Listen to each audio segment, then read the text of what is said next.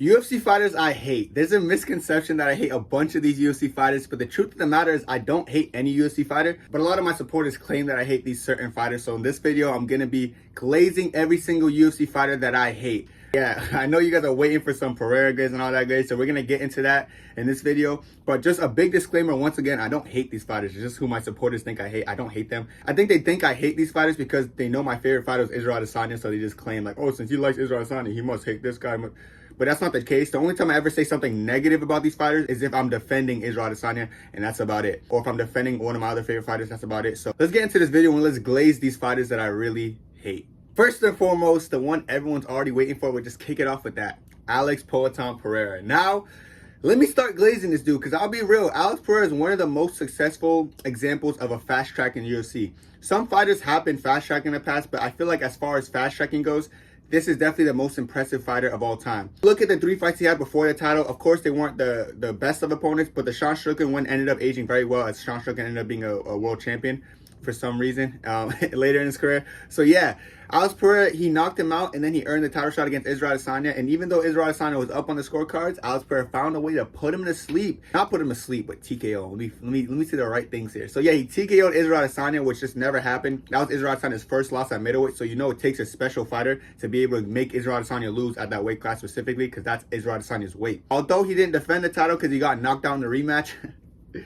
he still went up to light heavyweight and became a menace. So like, yeah, bro, he went up to light heavyweight, beat Jan Blachowicz in a very close fight. Even though it was very close and controversial, beating Jan is just an accomplishment in itself. He's a very talented light heavyweight, so I feel like that was a very impressive win. To fight Yuri for the vacant title and then going in there and knocking out Yuri, it's just impressive as well. Just the way he got the finish was kind of impressive to me. I know it was kind of controversial stoppage or whatever, but the fact that he even put Yuri in that position and compromised him was just impressive to me. And of course, the Jamal Hill fight. Of course, we were all waiting for Jamal Hill. We expected Jamal Hill to be one of the most dangerous fighters, maybe mixing some wrestling, but he went in there against Jamal Hill and he made the fight look as easy as possible. He just went in there, he said, hold up, ref, let me just knock this dude out. Boom, left hook, put him down, put him to sleep. That boy was laying there for a minute, and then those follow-up punches were just absurd, just like bonking his head left and right. So yeah, yo, he's a beast. And of course, we saw the rematch on short notice with Yuri, where he made Yuri look even worse. It's almost like he's gradually getting better at his age of 37, so it's just scary to see Alex Pereira looking this talented. It only looks like he's getting better too. Of course, his next fight is Ankle Live. We'll see how that fight goes. I'm gonna be glazing Alex's video, so I ain't gonna mention that fight,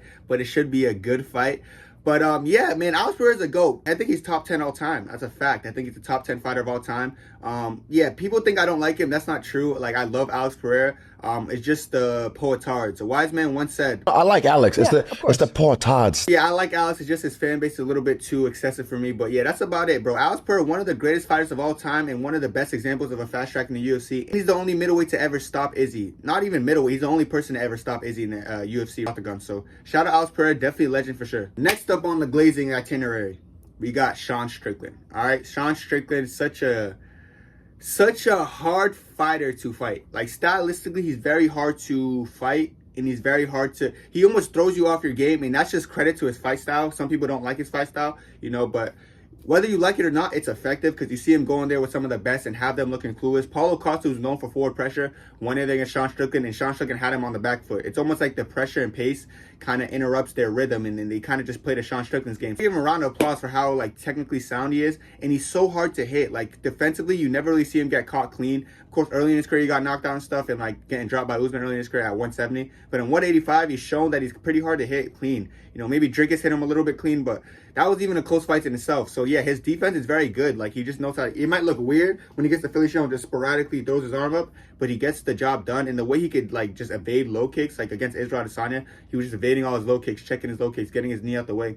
He's very impressive at that. So his defense is probably one of the best in middleweights, period. Like, his defensive skill is just outrageous to me. Of course, he's one of 2 fighters to beat Israel Adesanya at middleweight. Only other one was Alex Pereira, who's also a very talented fighter, and, you know, Sean Strickland. So shout out Sean Strickland for being one of the few fighters to beat him at middleweight, because that's not easy to do. Beating Israel Adesanya at middleweight is like, no one has done it for a minute. So shout out to him. Although he didn't have a title defense because he lost to Dricus, he's still in that title picture. We'll see what happens next. I think he should fight Robert Whittaker, and maybe we'll see what happens in that fight. But yeah, Sean Strickland, very, very impressive. I feel like he's very slept on. I have no problem with Sean Strickland. Like I said, my chat just thinks I don't like him because he beat Izzy or something. So I don't know. But yeah, Sean Strickland, great fighter, great boxer, and great defensive practitioner. Next up, we got Leon Rocky Edwards. I think this one stems from the fact that people think I'm salty about the Usman knockout, which I am sad about that knockout. That knockout did hurt, but yeah, Leon Edwards is like one of the most complete fighters today, like well-rounded. When I think of well-rounded, I think of Leon Edwards. Like, he's very good at striking. His wrestling has improved significantly. His wrestling defense, even has some wrestling offense, was able to take down Colby Covington a couple times. So Leon Edwards is very complete. In addition to that, I would argue that he's top 5 welterweights of all time. Like, you probably got GSP in there, Hughes in there, Usman, Woodley, and then you could throw in a Leon Edwards. I don't see why not. If you look at his resume right now, it's pretty impressive. Longest active win streak in welterweight right now currently. And on top of that, he's beaten Kamaru Usman twice, and he beat Colby Covington. Even though the way he beat those guys weren't the best or the most convincing, he still got the job done. So you got to give him credit there where credit's due. And he's going to fight Bilal Muhammad next. And I've said this before, if he could go in there and he could beat Bilal Muhammad, he could beat anyone on the planet. Like, I feel like he could beat any other welterweight on the planet at that point. So Bilal Muhammad is a very hard test for him, because I feel like Bilal Muhammad uses a lot of wrestling and pace to break down opponents, similar to how like Kobe does it, like prime Kobe does it, and how similar to how Usman does it. And I feel like that's when I see Leon compromise the most, when someone's walking forward and continuing to bring pressure and pace in wrestling. So we'll see if Leon Edwards passed that test. If he does, I can see him meeting Shavkat too. So yeah, Leon Edwards, one of the most complete fighters, very talented, and all-time great as far as welterweight goes. And he's probably going to drop down to the all-time great list soon if he beats Bilal and Shavkat. After that, he pretty much cleared out the division, and I got to start applauding him for his hard work. So Leon Edwards, definitely one of the most impressive fighters ever. Next up, we got Suga Sean O'Malley.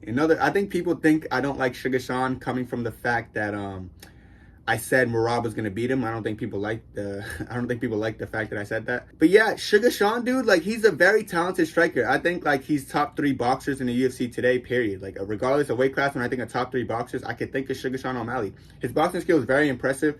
Of course, he had a very close fight with Jan. He beat him though on the scorecard, so technically it's a fact that he beat him, whether I like it or not, or whether I agree with it or not. He beat Peter Yan, and that's a very impressive name to have on your resume, considering Jan's a very good striker and good wrestler and good at trips. And like, as far as bantamweight goes, no one really talks about it, but I would argue like probably Aljamain Sterling is a bantamweight GOAT for having 3 consecutive title defenses in that weight class, which is the most in the history.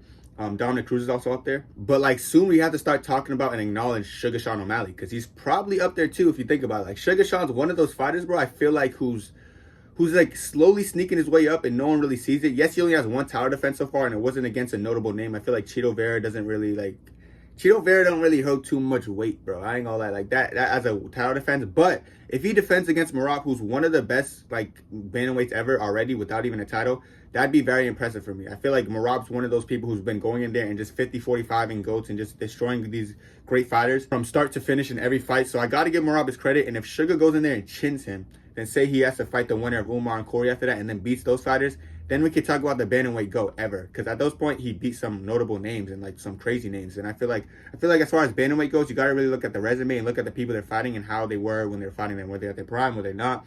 And I feel like Suga Sean, if he beats all those people, he's beating them at their prime. I really don't think a lot of people can match Suga Sean on the feet, like straight up feet. Like, everyone who fights him is going to have to utilize wrestling, because Suga Sean's more impressive than every single fighter on the feet. So I feel like they're all going to wrestle. They're all going to turn into a Nurmagomedov and just, shoot for the takedown. So yeah, Suga Sean, bro, he's one of a kind, I'll say that. And, he has that little charisma going for him. A lot of casual fans know who he is because his rainbow hair. So he has potential to be the face of the UFC. He just needs to clean up his, trash talk a little bit. And, yeah, he has potential, dude. Potential to be the face, potential to be one of the greatest bantamweights of all time. When I think of Suga Sean, I think of a big potential, just because he's already champion and the world's his oyster. The more Suga Sean does, the more he does, and I think he's very impressive. So shout out Suga Sean. He gets it done in his next couple of fights. We're looking at the bantamweight GOAT live. Last but not least, another fighter that people just think I don't like or just think I hate is Dricus du Plessis. And this one's weird because, like, I feel like now that I'm rooting against him against Izzy, people are like, oh, you hate Dricus. So it's like, it's a little weird. Honestly, though, I did think Sean Strickland would have enough to beat Dricus, but after watching the fight, people would like to say it's a robbery for Sean Strickland. I would tell you confidently, bro, it's not just because I'm glazing Dricus in this video, but Dricus definitely beat him. Like, Dricus did way more to beat him. I feel like jabs don't really win fights. Jabs don't really account too much for significant strikes, and I feel like Dricus landed the heavier overhands, and then he mixed up his wrestling pretty good. So, yeah, Dricus won that fight. So, Dricus is slept on. One thing about Dricus you can make fun of, you can say he's goofy, oh, he looks weird when he fights, but he gets the job done. He's goofy but effective. That's what I want to call it. Like, I feel like people sleep on how effective his style really is. I feel like people don't give him enough credit for that. I feel like it's an art being that weird and that's talented. Like, the thing is, like, he doesn't do this on purpose. He doesn't purposely go in the ring and just throw bad, sloppy combos. That's just how he fights, and it's just a little bit offbeat though the way he throws it, so it ends up leading to a success. But like I just don't want people to think, oh, he's doing it on purpose. No, that's just how he fights, but it's effective. So we got to give him credit there. He also has very sneaky power, like the way he caught Robert Whitaker right on the chin, and then he followed up. Like his follow-ups, if he has you hurt, it's almost like it's over, because like when he has you hurt, he capitalized on it very well, unlike all these other people. He's pretty patient with picking a shot, but he's patient while also bum rushing you. It's kind of weird. Like the way he finished Whitaker, he was like, when you seen him hurt, he was like, oh, you know, he started stalking him a little bit, and then like he started hitting him with some heavy shots, and then he just followed up and it was over. Just the way he's able to come back if he's losing a fight, like against Derek Brunson in the first round, he's kind of getting mauled, like, you know, for the first half, and then all of a sudden he turns it around. That's with his hurt nose. So even when he had a nose that wasn't like giving him enough oxygen to breathe, he was still showing some talented fighting skills. So, and now that he has a fixed nose, he's been a menace. You know, he has the endurance to go 5 rounds now, which is even scarier. So now we got someone with a goofy style who hits hard and now could go 5 rounds. That's even more dangerous. I gotta give DDP his credit. He obviously is going against Izzy. Just because I'm glazing him for this video, I'm not going to really say my predictions or break down how that fight goes. But I will say this. If Israel Adesanya is not ready, or comes in a little bit lackluster, or the ring rust has a big effect on him, Dricus could 100% get the job done. Dricus is very powerful, and he knows how to mix in wrestling. People say he's like the best wrestler ever. Of course, I don't agree with that. He's not some crazy wrestler, but he has the ability to mix in wrestling, which is always a good thing to have when you're not the best on the feet. You know, so he's well-rounded. He might not be good at a single department of fighting, but he's well-rounded to a point where every single department of fighting he's okay at, so he could always hang with you there. So yeah, Dricus du Plessis is one of the most slept-on fighters ever. I actually like him, so this is actually not too hard to glaze him. But it's just the fact that he's going against Izzy, so I feel like people are like, oh, Kenny hates him because he's going against Izzy, but not. If he beats Izzy, I hope he continues to win. It's going to be hard for him to keep winning, though, because his style's a little bit goofy, or like hard to, you know, to have longevity with a style like that. He kind of takes a lot of damage against good fighters. But yeah, if he rematches Strickland, I think he beats Strickland.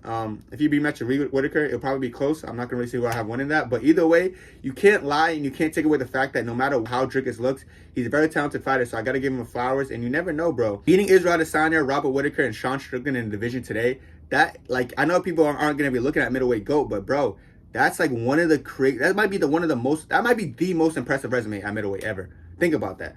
You got Robert Whitaker on your resume, Sean Strickland, and Israel Adesanya. 3 champions, bro. Come on, bro. Those are some crazy numbers, some crazy stats. So I feel like if he gets the job done against all 3 of those fighters, you can't do nothing but respect Dricus du Plessis. Dricus du Plessis is one of the cleanest fighters in the UFC today. All right, everybody, that's the video. Y'all wanted me to glaze fighters I hate. I hope y'all, you know, accept this video and love this video for me glazing them. Some of these fighters I like. Like, it's kind of weird that I'm just, I don't know, bro. Like I said, you guys said I hate them, so I guess I hate them. So we got to run with that narrative. But yeah, hope you guys enjoyed. Let me know what else video you want to see. I might do a video where like I hate on every fighter that I like next. But we'll see, bro. We'll see how this video does. That's it for me, bro. God bless. 2, 3.